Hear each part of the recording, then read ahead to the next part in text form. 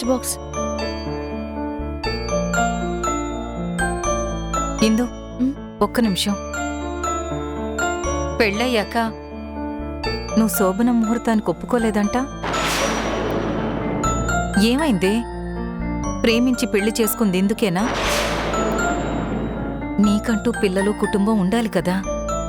సిద్ధాంతి గారిని కలిసి ముహూర్తం చూస్తాను, మీ ఇద్దరు సంతోషంగా ఉండండి. నాకిష్టం లేదమ్మా. తప్పిందు, అలా అనకూడదు. లేదమ్మా, నాన్నకి ద్రోహం చేసి పారిపోయి పెళ్లి చేసుకుని ఆయనకి నరకం చూపించాను.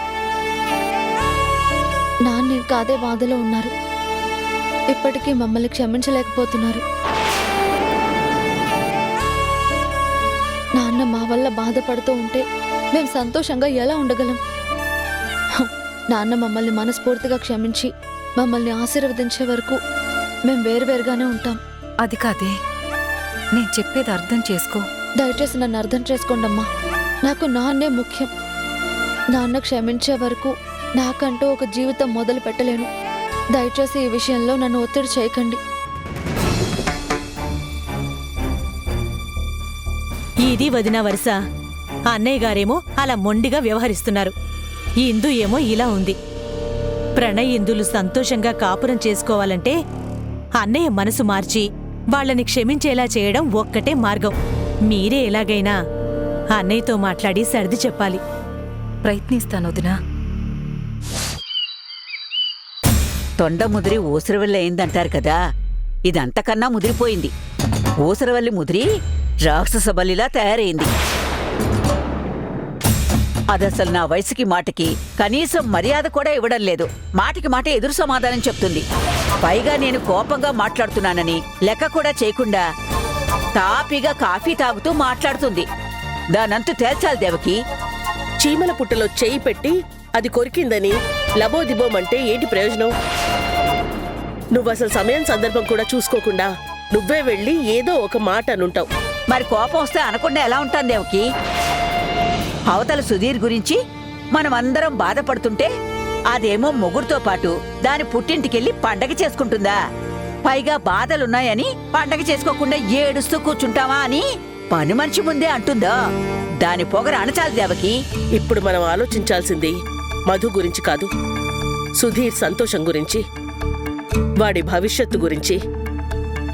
వాడు చేయని నేరాన్ని మోస్తూ మానసికంగా బాగా కృంగిపోయి ఉన్నాడు.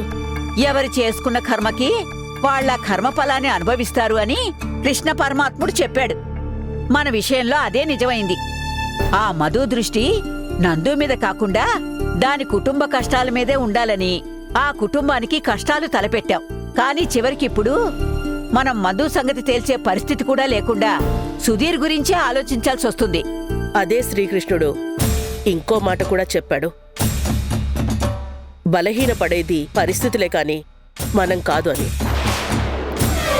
మౌనంగా ఉన్నంత మాత్రాన మర్చిపోయినట్టు కాదు, వెనకంజలో ఉన్నంత మాత్రాన ఓడిపోయినట్టు కాదు. యుద్ధం చేసేవాడు ఎదురు నిలబడాలే కాని వెన్నుపోటు పొడిచేవాడు వెనకుంటే చాలు. సమయం వచ్చినప్పుడు అన్ని లెక్కలు తెలుస్తాను. ఏంటో నీ లెక్కలు నాకు అర్థం కావడం లేదు. వాడసలు గడప దాటడానికే వీల్లేదని నాన్నంటుంటే నువ్వు అన్ని ట్రిప్కి పంపిద్దామంటున్నావు. అరే మళ్ళీ మొదలెట్టారా? ఇందాకే సరే అని ఒప్పుకున్నారు కదా. నేనెక్కడ ఒప్పుకున్నాను? నువ్వే బలవంతంగా ఒప్పించావు. సరే, నేను మిమ్మల్ని ఒప్పించినట్టే మీరు మావయ్య గారిని ఒప్పించండి. ఏంటి? నాన్నని నేను ఒప్పించాలా? ఆ రిస్క్ నేను తీసుకోను.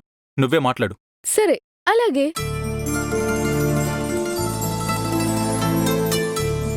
మావయ్య, అత్తయ్య,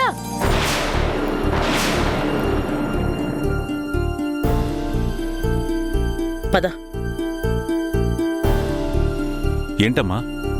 మీతోనూ అత్తయ్య గారితోనూ సుధీర్ గురించి మాట్లాడాలి. మీరు ఆఫీస్కి బయలుదేరినట్టున్నారు. ఈ టైంలో వాడి గురించి మాట్లాడి టైం వేస్ట్ చేసుకోవడం ఎందుకమ్మా? మీరు బయలుదేరండి. అదేంటండి అలా అంటారు?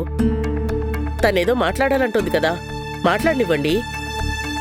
అవునవును, గిచ్చి ఊయల ఊపుతుంది, ఊయల ఊగండి.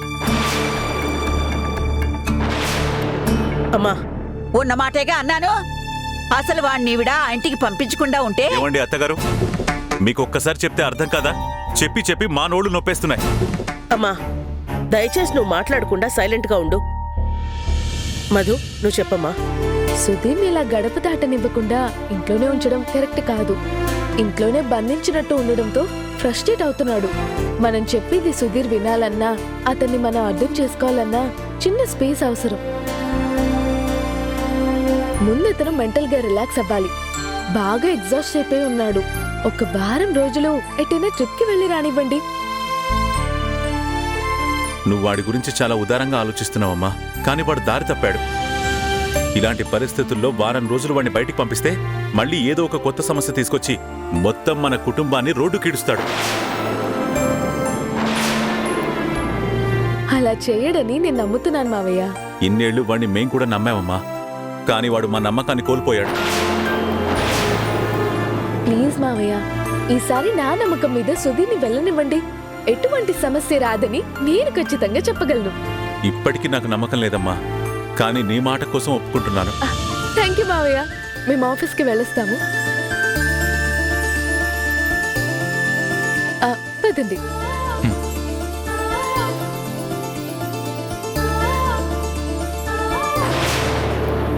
చూసావా, ఏం జరిగినా దాన్ని దీనికి అనుకూలంగా మార్చేసుకుని మంచి పేరు కొట్టేస్తుంది. సుధీర్ మీద ఇది చాలా జాలి చూపిస్తున్నట్టు ఈ ఇంటి గురించి ఆలోచిస్తున్నా ఉత్తమ కోడలు అనుకుంటున్నాడు మీ ఆయన. అనుకుంటే అనుకోనీలెమ్మా, ఏమైనా మనకు మంచి జరుగుతోంది కదా. సుధీర్ సంతోషమే నాకు కావాలి. వాడిక్కడుండి మాటలు పడే కన్నా ప్రశాంతంగా వారం రోజులు వాడికి నచ్చిన ప్లేస్కి వెళ్ళి రాని. సుధీర్ వెళ్ళడం మంచిదే అనుకో, కానీ ఆ మంచి మన ద్వారా జరగాలి. ఇప్పుడు చూడు, మొత్తం మార్కులన్నీ అది కొట్టేసింది. అమ్మా ముందు వాడిని వెళ్ళి రాని. వాడు తిరిగొచ్చాక వాడికి మంచిగా చెప్పి దారిలోకి తీసుకురావచ్చు.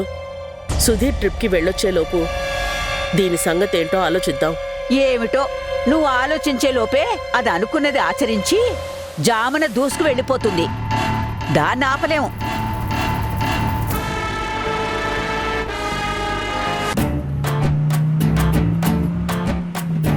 పాటలు పెట్టుకోనా? దయచేసి పెట్టుకో. అరే ఏంటి ఆశ్చర్యం, అడగ్గానే ఒప్పేసుకున్నారు. దానికి 2 కారణాలున్నాయి. ఒకటి, నేను వద్దన్నానంటే ఎందుకు వద్దంటున్నారని నీ ఆర్గ్యుమెంట్స్ తో టార్చర్ పెట్టి చివరికి పాట పెట్టేసుకుంటావు. రెండోది, ఇప్పుడు మర్యాదగా పాట పెట్టేశామనుకో, పాట వింటూ వస్తావు. లేకపోతే నీ మాటలతో మర్డర్ చేస్తావు. ఏంటి వెటకారమా? కాదు కాదు, రియలైజేషన్.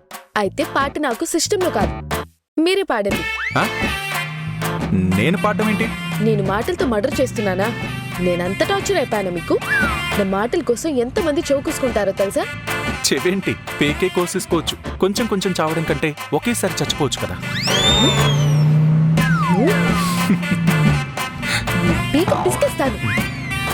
చెవి కోసుకోవడం అంటే నా మాటలు వినడానికి అంత ఇష్టపడతారని అర్థం. నీకొచ్చిన ఇంగ్లీష్లో చెప్పాలంటే దే లవ్ టు లిజన్. అవునులే, నీ డబ్బా నువ్వు కొట్టుకోకపోతే ఇంకెవరు కొడతారు? కొట్టు కొట్టు. ఏంటి, నేను డబ్బా కొడుతున్నానా? మీరే డబ్బా. డబ్బా మొహం. ఏంటి, నాది డబ్బా మొహమా?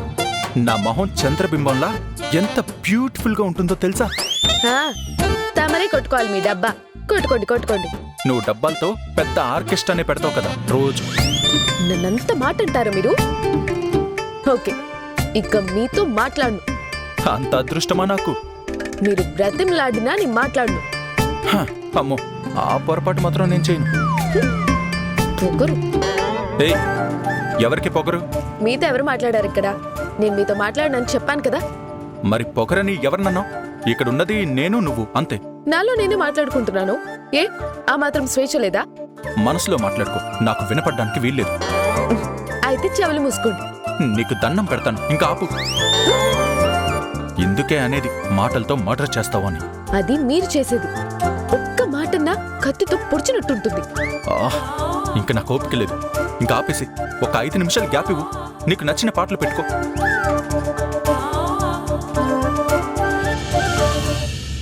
ఆడువారి మాటలకు అర్థాలే వేరులే. ఆడువారి మాటలకు అర్థాలే వేరు. కరెక్ట్రా బాబు, అర్థాలే వేరు కాదు, అసలు అర్థమే ఉండదు. అర్థాలే ఏమైంది? పాట బాగానే ఉంది కదా. నా ఇష్టం, నాకిప్పుడు వినాలని లేదు. అయితే నేను చెప్పేది వినండి. ఇంకా ఏముంది చెప్పడానికి? అర్థకంట నుంచి వాగుతూనే ఉన్నావు కదా. బాగుతాను. భర్త అంటే భరించేవాడు కాబట్టి భరించండి. భరిస్తూనే ఉన్నాను కదా. భార్య అంటే బాధించేదేగా. బాధించు, ఎంత బాధిస్తావో బాధించు. చాలు చాలు, నా నాడు పోసుకుంది చాలు. మా నాన్నగారు పండక్కి డబ్బులు పంపించారు మనిద్దరిని బట్టలు కొనుక్కోమని. ఈవినింగ్ వెళ్ళి షాపింగ్ చేద్దాం. ఆయన దగ్గర ఎందుకు తీసుకున్నావు నువ్వు? మనమే కొనుక్కునే వాళ్ళం కదా. హలో, మనకిది తొలి పండుగ. అత్తారింటి ఆచారాలు కొన్ని ఉంటాయి. సంక్రాంతి అల్లుడని తమరిని నెత్తి మీద పెట్టుకుని పూజిస్తారు. అవన్నీ బాగా ఎంజాయ్ చేద్దురులేండి. ఈవినింగ్ మనం షాపింగ్ కి వెళ్ళాలి కాబట్టి మీరెప్పట్లాగా ఆఫీస్ అవర్స్ అయిపోయినా ఇంకో గంట సేపు ఎక్కువ పని చేస్తూ కూర్చోకుండా ఓ గంట ముందే పని ఫినిష్ చేసుకోండి. 4 మీ పనులన్నీ అయిపోవాలి చెప్తున్నా. ఏంటి ఆర్డర్లు వేస్తున్నావు? నా వర్క్ ఎప్పుడు పూర్తవ్వాలనేది నువ్వు డెడ్ లైన్ చెప్తావేంటి? నువ్వు బాస్ అనుకుంటున్నావా, నేను బాస్ అనుకుంటున్నావా? హలో, ఆఫీసులో మీరు బాస్ కావచ్చు, ఇంట్లో నేనే బాస్. ఇంటి విషయాలు వచ్చినప్పుడు మీరు నా మాట విని తీరాల్సిందే. ఇప్పుడు మనం ఇంట్లో లేం, ఆఫీస్కి వెళ్తున్నాం. నేను బాస్, నేను చెప్పినట్టు నువ్వు వినాలి. ఇంట్లో లేకపోయినా ఆఫీస్లో కూడా లేం, ఆన్ ద వేలో ఉన్నాం. మీరు బాసిజం ఆఫీసులో చూపించండి. అందుకని ఆఫీస్ గడప తొక్కకు ముందే చెప్తున్నాను. షార్ప్ గా 4 o'clockకి వర్క్ ఫినిష్ చేసుకోండి. భారీగా నేను చెప్పినట్టు వినండి. ఆఫీస్కి వెళ్లేంత వరకు మీరు నా భర్త, అది గుర్తు పెట్టుకోండి. నీకు దండం తల్లి. నేనిప్పుడు బాస్నే కాదు, భర్తని. అంతే కదా? ఒప్పుకుంటున్నా. అది ఐ లైక్ దిస్ రియలైజేషన్.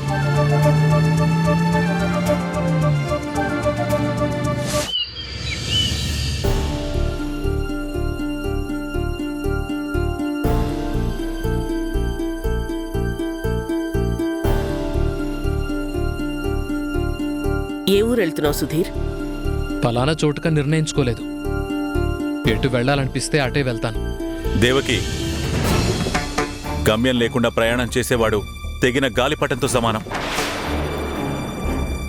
ఇన్నాళ్ళు అలాంటి గాలి బతికే బతికాడు. ఇప్పటికైనా బుద్ధి తెచ్చుకొని సరైన మార్గంలో నడవమని చెప్పు.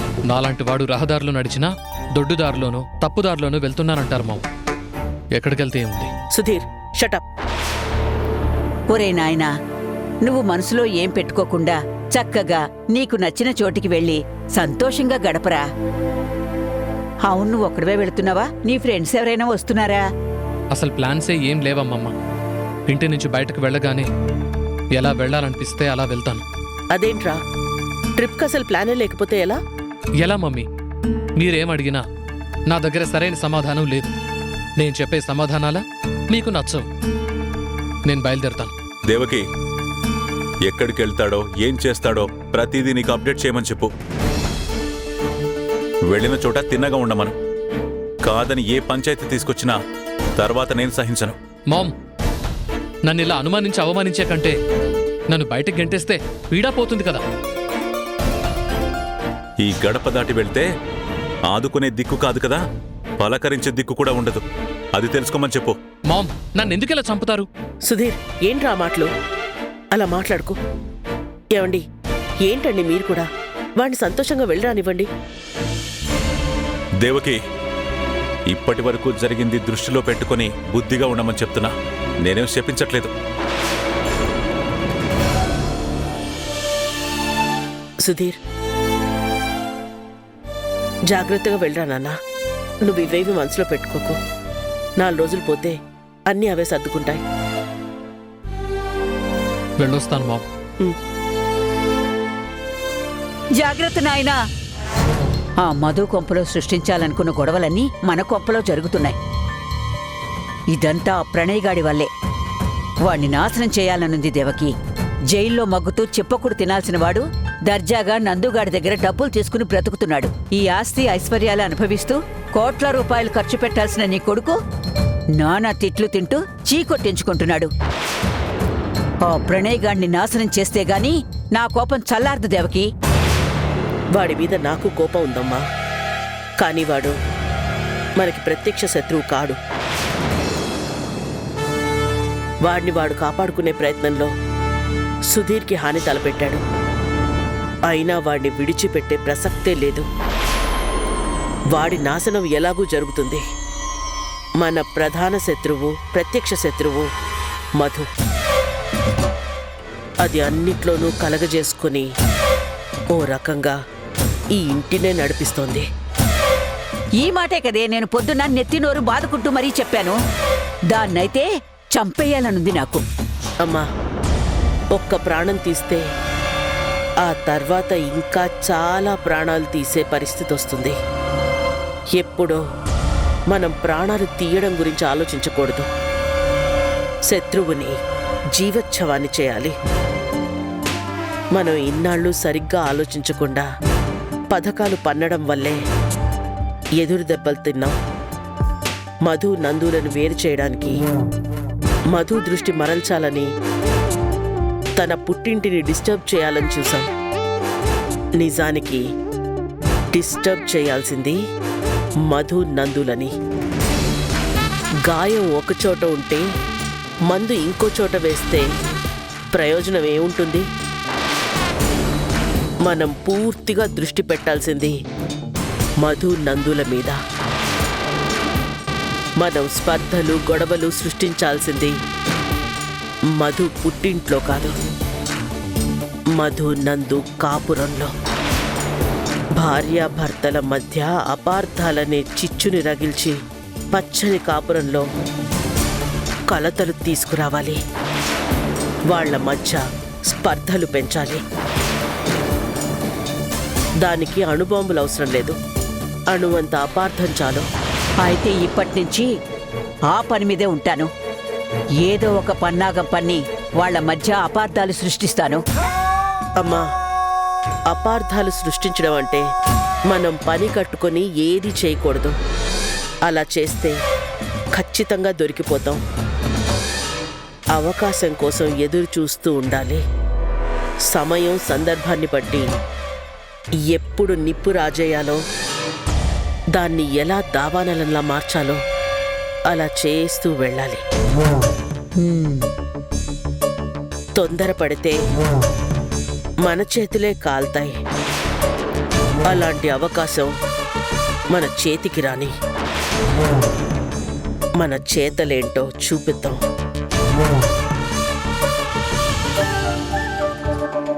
శాలరీ రావడానికి ఇంకా చాలా టైం ఉంది. పండక్కి అమ్మ వాళ్ళకి, అక్క వాళ్ళకి బట్టలు కొనాలంటే తక్కువలో తక్కువ 25,000 అవుతుంది. శాలరీ వచ్చేంత వరకు పండగ ఆగదు. ఇప్పుడు ఏం చేయాలబ్బా? నా నగేదైనా తాకట్టు పెట్టేస్తే చి, అసలు ఈ తాకట్టు వ్యవహారాలకి వెళ్ళకూడదు. ఏం చేయాలి?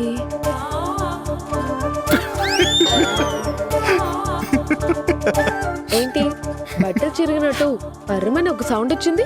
హలో, ఏంటి నా నవ్వు బట్టలు చిరిగిన సౌండ్లా ఉందా? ఓహ్, తమరు నవ్వారా? నవ్వకేం చేస్తారు? తమరు గాల్లో చేతులు వేళ్లు ఊపుతూ ఏదో లెక్కలు వేసిస్తూ మొహాన్ని అష్టబంకర్లు తిప్పుతూ ఉంటే. ఏంటి నేను అలా చేశానా? అలానే కాదు, ఇంకా చాలానే చేసావు. చాలండి, నేనేం చేయను. నా క్యారెక్టరే అంత. మనసులో ఏది దాచుకోలేను. మాటల రూపంలో కాకపోయినా సైగల రూపంలో అలా బయటకు వచ్చేస్తుంది. జీవితంలో ఓ అరగంట మనసులో కూడా మాట్లాడకుండా ఉండమంటే ఓడిపోతావు కదా. సైలెంట్ గా ఉండి సాధించడం ఏం లేదు, అవతల వాళ్ళని తప్ప. అబ్బా, కొటేషన్లు బానే చెప్తావు. కడుపు మండితే కొటేషన్లే వస్తాయి.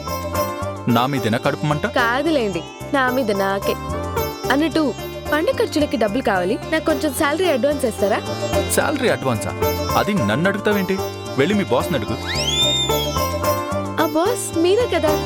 నేను ఆఫీస్లో బాస్ని, ఇక్కడ కాదు. ఇక్కడ కేవలం నీ భర్తని. హలో, బాస్ భర్త రెండు మీరే కదా. తమరేదో డబుల్ యాక్షన్ అన్నట్టు మాట్లాడుతున్నారేంటి? నేను డబుల్ యాక్షన్ కాకపోయినా డబుల్ రోల్ అని నువ్వే ఇందాక క్లియర్ గా డిఫైన్ చేసావు. ఆఫీస్ కాంపౌండ్ లోకి అడుగు పెట్టేంత వరకు ఐఎమ్ జస్ట్ ఏ నార్మల్ భర్త. ఓహో, నేనిందాక ఆఫీస్లో మాత్రమే మీరు బాస్, ఆఫీస్ బయట కాదు అని క్యాజువల్ గా అన్నది పట్టుకొని గురుడు ఇలా వస్తున్నాడనమాట. అయితే శాలరీ అడ్వాన్స్ ఇవ్వరనమాట. భర్తని శాలరీ అడ్వాన్స్ ఇవ్వమండం ఏంటి చండాలంగా? వెళ్ళి మీ బాస్ని అడుగు. మీ బాస్ దయ తలిచి అలా అడ్వాన్స్ ఏమైనా ఇస్తే నాకు కూడా కాస్త పాకెట్ మనీ ఇవ్వు. ఈ మంత్ నాకు కొంచెం టైట్గా ఉంది. మిస్టర్ మొగుడా, ఇవన్నీ స్పృహలో ఉండే మాట్లాడుతున్నారా? దీని పరిణామాలు చాలా తీవ్రంగా ఉంటాయి. ఇదేమన్నా న్యాయంగా ఉందా? మీ బాస్ని ఏమీ చేయలేక భర్తని పట్టుకుని బెదిరిస్తావా?